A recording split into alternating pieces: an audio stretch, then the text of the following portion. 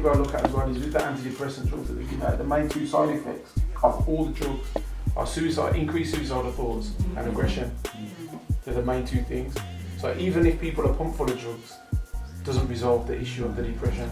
It actually increases the feeling when they need the fix of a drug because it does become addictive. Yeah. Obviously, I was on them, so I know what it's like. Which is why you've got to create alternate therapies.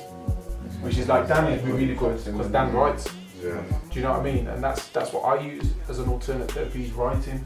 So the music and stuff. That's the thing you've got to. What you got to look at is, like, for instance, what I work in with the homeless people, it's a massive issue. Mental health is the biggest issue that's never addressed. Bereavement, a lot of these things are never. Relationship breakups are the biggest single reason for people becoming homeless. Yeah.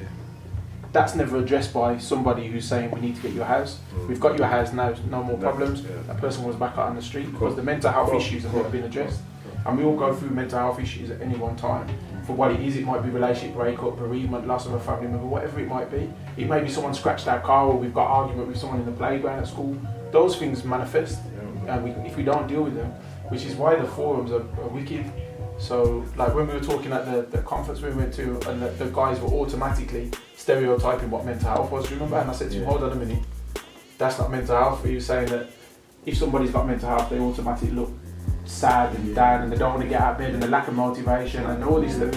And I said to the guy, I said, I'm here, I'm smiling, I'm dressed smart, I'm doing everything, I'm enjoying myself.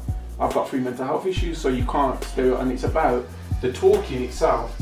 The key for the talking part, which is what's helped me, is because you actually realise, like you said, you're not alone. A lot of other people are going through the same problems, but they deal with them differently. And that's the therapy in itself. And that's something that, when you sit in, for instance, if you go, when I was diagnosed with BPD, they sent me to Summerfield, and they do like a service at Summerfield. And they put you in a group of people. I went for 3 weeks.